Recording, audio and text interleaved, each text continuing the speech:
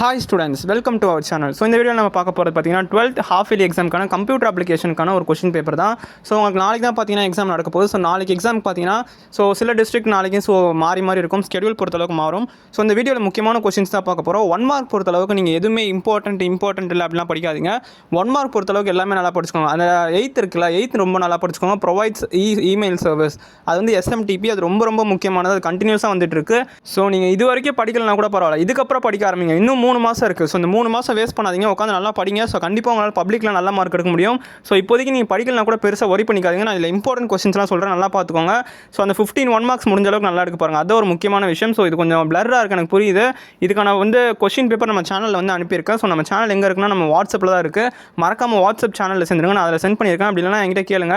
So அந்த crypto currency ரொம்ப முக்கியமானது வியூவர்ஸ். ஸோ மறக்காமல் எல்லாருமே நல்லா பார்த்துக்கோங்க. அந்த டைப்ஸ் ஆஃப் PHP டேக்ஸ், அதே மாதிரி மாஸ்டர் பேஜ் ரொம்ப முக்கியமானது. அது ஈஸியுமே மாஸ்டர் பேஜ். ஸோ அதை நல்லா பார்த்துக்கோங்க. டிஃப்ரென்ஸ் பிட்வீன் கண்டிப்பாக எல்லாமே நல்லா பார்த்துக்கோங்க. டிஃப்ரென்ஸ் பிட்வீன் கண்டிப்பாக வரும். ஸோ டிஃப்ரென்ஸ் பிட்வீன் 5 மார்க்லையாக இருக்கட்டும், 3 மார்க்லையாக இருக்கட்டும், கண்டிப்பாக வரும். இந்த OSI, discuss about OSI market ரொம்ப முக்கியம். இ காமர்ஸ் ரொம்ப முக்கியம். So all the best for your exam students. So மறக்காம நல்லா